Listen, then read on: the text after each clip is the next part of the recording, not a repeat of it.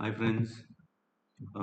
आज मैं एक बहुत ही फेमस स्टॉक के बारे में एनालिसिस करने वाला हूँ और वो स्टॉक है टाटा मोटर्स। फेमस मैं इसलिए बोल रहा हूँ क्योंकि मुझे पता है कि कई सारे लोग इस पे नज़र लगाए बैठे हैं। कई सारे लोगों ने इसे 800, 900, 1000, 1100 में भी खरीदा हुआ है और अब टाटा मोटर्स वहाँ से इसका हाई था 1170 के आसपास, 1180। वहाँ से अभी करंट मार्केट प्राइस चल रही है 650, मतलब 50% से भी ज़्यादा करेक्ट हो चुका है ये। इनफैक्ट ये 550 तक भी जा चुका है, तो अच्छा खासा करेक्शन हमें देखने को मिला है टाटा मोटर्स में। एंड आई एम श्योर कि बहुत सारे लोग अब इसमें थोड़ा सा पेशेंस खो चुके हैं या समझने की कोशिश कर रहे हैं, कंफ्यूजन में है कि इसे अगर होल्ड करना है तो कब तक होल्ड करना चाहिए या इसे और खरीदना चाहिए क्वांटिटी, या अगर ये 550 का डाउन नीचे तक गया था वहां से रिकवर होके अब 650 चल रही है, तो क्या ये इससे ज़्यादा और ऊपर जा सकती है। आई एम श्योर कि ये कई सारे क्वेश्चंस आपके माइंड में हैं, तो मैं कोशिश करूंगा कि ये सारे डाउट्स आपके क्लियर करूं। तो मैं अभी इसका इन डेप्थ एनालिसिस शुरू करता हूँ। मैंने अभी फ़िलहाल इसका ईयरली का टाइम फ्रेम का चार्ट ओपन करके रखा है। सो इसकी अगर कहानी समझने की कोशिश करेंगे तो कोविड के टाइम पे बिल्कुल देखिए यहाँ पे 50 रुपये, 80 रुपये, 70 रुपये के आसपास चला गया था प्राइस। और यहाँ से बिल्कुल वहाँ से ऊपर एक 1170, 1180, तो बहुत ही बड़ा रेंज, बहुत ही बढ़िया मूवमेंट दे चुका है टाटा मोटर्स। लेकिन अनफॉर्चुनेटली वहाँ से फिर से डाउनफॉल आके अभी चल रही है प्राइस 650। तो यू नो बहुत नीचे के लेवल से बहुत ऊपर, और फिर वहाँ से फिर से नीचे आया हुआ है ये स्टॉक। ईयरली टाइम फ्रेम पर कहानी ये है। हम अभी क्वार्टरली, 6 मंथली टाइम फ्रेम पर भी चेक करेंगे कि क्या सिचुएशन है, और उसके बेसिस पे मैं आपको फर्दर एनालिसिस बताऊंगा अभी। ये क्वार्टरली टाइम फ्रेम का चार्ट है। देखिए यहाँ पे एक बहुत अच्छा लेवल था, अ, जो क्वार्टरली का डिमांड जोन हम इसे कह सकते हैं। मैं आपको मार्किंग्स करके दिखाता हूँ, जस्ट एक मिनट। देखिए ये डिमांड जोन मेरे हिसाब से काफ़ी अच्छा था। इसलिए अच्छा था क्योंकि पिछला जो एक रेजिस्टेंस था, ये 2015, 2016 की का टाइमलाइन है। ये जो रेजिस्टेंस है यहाँ पे, देखिए मैं इसकी बात कर रहा हूँ, ये ठीक है। इस रेजिस्टेंस को प्राइस ने बेसिकली ब्रेक करके एकदम प्राइस ऊपर चली गई थी। इस तरीके के जो लेवल्स होते हैं वो काफ़ी स्ट्रॉन्ग लेवल्स होते हैं और काफ़ी अच्छे लेवल्स होते हैं। सिर्फ उतना ही नहीं, इसी लेवल के अंदर अगर आप देखोगे तो ईएमए का भी कहीं ना कहीं सपोर्ट था। ये 20 ईएमए है, एक्सपोनेंशियल मूविंग एवरेज। तो कई बार प्राइस ईएमए के आसपास आती है और फिर वहां से रिवर्स हो जाती है। जैसे फॉर एग्जांपल यहाँ पे देखिए, प्राइस नीचे आई ईएमए के, ये ब्लू लाइन है ईएमए की, यहाँ पे थोड़ी सी हल्की उसके ऊपर रही, फिर वहां से रिकवर हुई। तो कई बार ईएमए खुद एक अच्छा सपोर्ट करता है प्राइस को। तो ये लेवल काफ़ी अच्छा था। इसके अंदर क्वार्टरली का ईएमए भी था। तो ज़ाहिर सी बात है कि ये बहुत ही स्ट्रॉन्ग लेवल था और ये आइडियली चलना चाहिए था। बट टाटा मोटर्स में सेलिंग प्रेशर इतना ज़्यादा था कि ये लेवल तक टूट गया। एक बार के लिए चला, जैसे आप देखोगे तो इस पर्टिकुलर कैंडल, ये जो जैन 2025 की कैंडल, ये क्वार्टरली की कैंडल है, एक बार के लिए चला गया था नीचे 606, एंड देन फिर वहां से ऊपर भी आया। तो इसकी क्लोजिंग अगर हम देखेंगे तो 674 है। तो एक बार के लिए डेफिनेटली ये लेवल चली लेकिन सस्टेन नहीं कर पाई। उसका रीज़न ये है कि टाटा मोटर्स में बहुत हैवी सेलिंग आ चुकी थी। इसके कारण प्राइस उस इस लेवल के भी नीचे गई। सिर्फ उतना ही नहीं, 20 ईएमए जो है क्वार्टरली का, उसको ब्रेक करके भी प्राइस नीचे चली गई थी एक बार के लिए। ठीक है, तो ये हम क्वार्टरली पर क्लियरली देख सकते हैं। अब देखते हैं कि 6 मंथ्स के टाइम फ्रेम पे क्या चल रहा था। तो देखिए 6 मंथ्स के टाइम फ्रेम पर ऐसा कोई एग्जैक्ट लेवल तो नहीं है। नीचे डेफिनेटली है, एक 6 मंथ्स का ईएमए है, 6 ईयरली टाइम फ्रेम का। वो लगभग 486 के आसपास पे आता है, लेकिन प्राइस वहां तक गई नहीं। अगर आप देखोगे तो प्राइस बिल्कुल एक 550 के आसपास, सॉरी 540 है इसका लो, 535 सॉरी। तो वहां तक आई, फिर वहां से रिकवर होके ऊपर चली गई 653।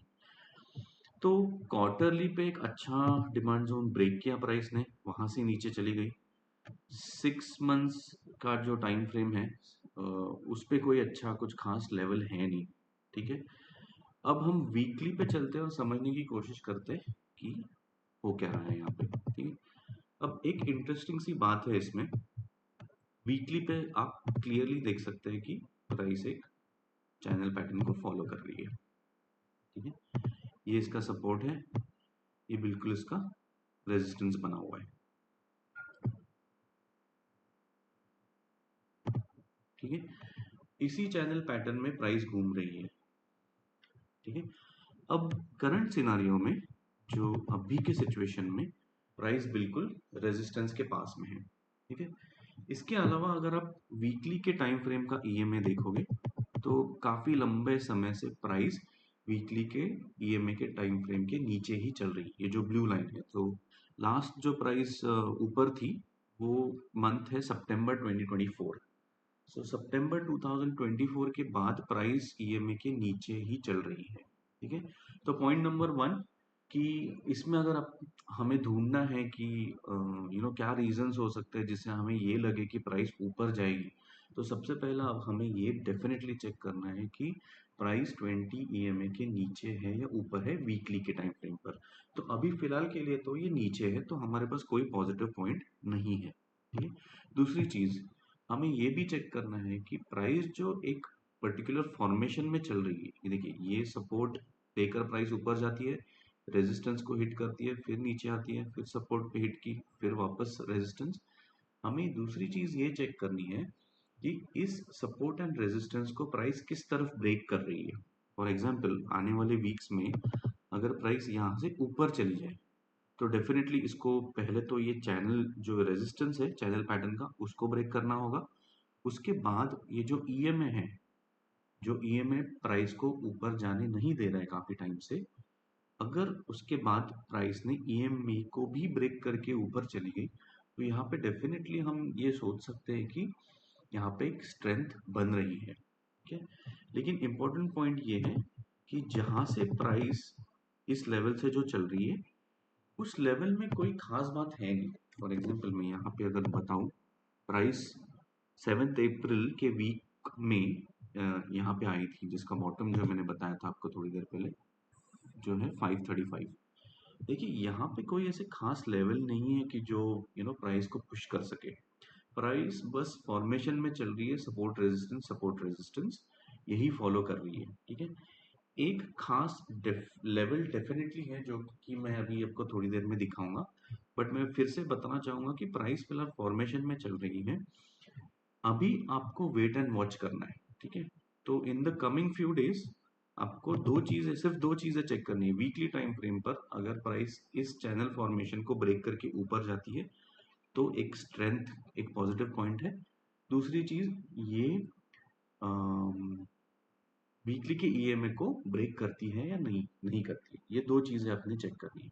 अब ये भी हो सकता है कि प्राइस यहाँ से फिर से नीचे आए, क्योंकि ये तो फॉर्मेशन रिस्पेक्ट कर ही रही है प्राइस, और हर बार इस फॉर्मेशन को रिस्पेक्ट करते हुए प्राइस नीचे भी आ रही है और ऊपर भी आ रही है।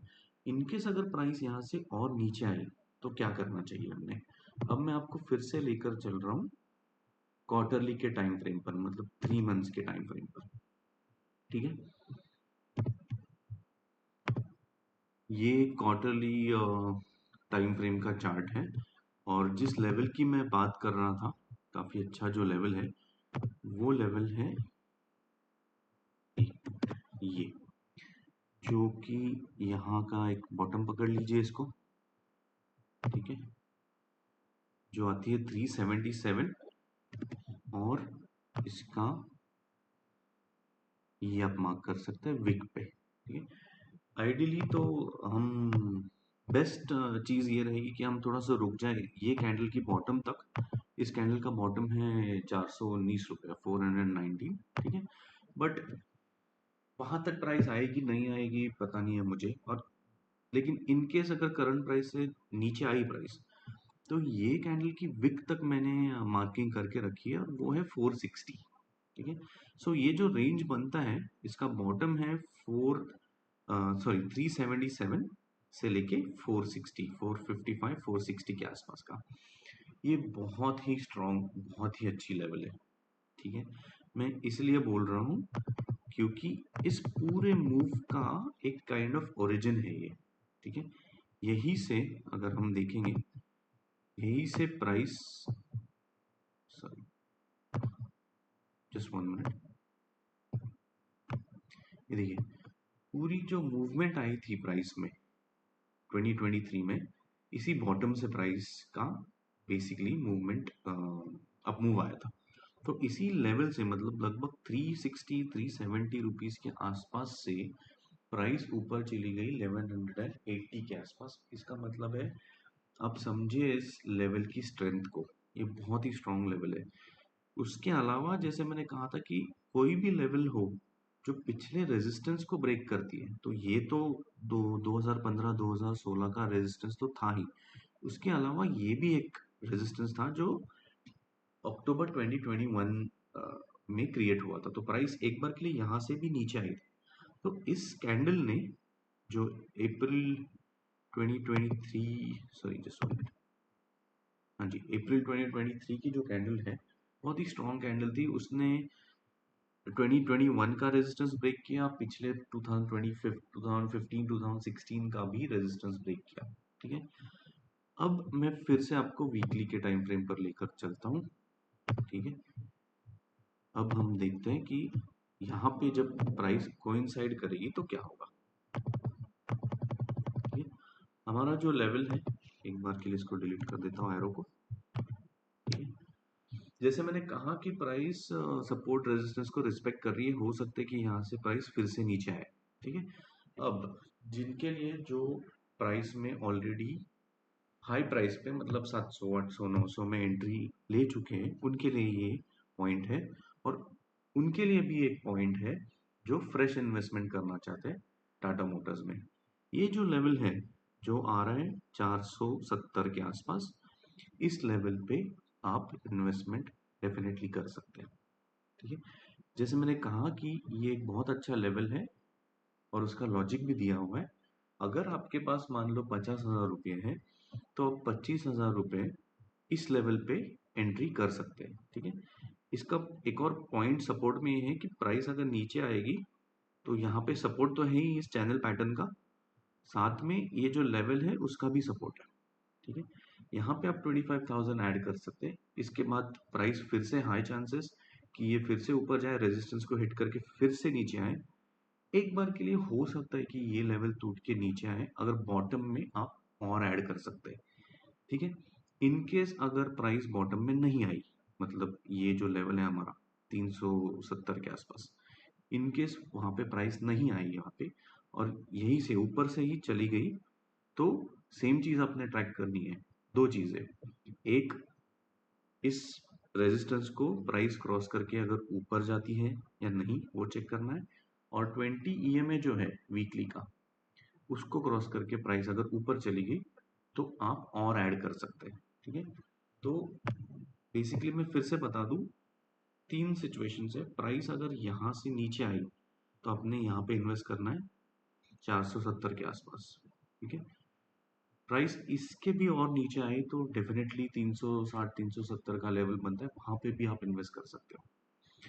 इन केस अगर प्राइस 370 के आसपास नहीं आई, यहाँ से ऊपर चली गई और अगर रेजिस्टेंस ब्रेक किया, 20 में ब्रेक किया, तो आप ऊपर के लेवल पर भी ऐड कर सकते हो, ठीक है।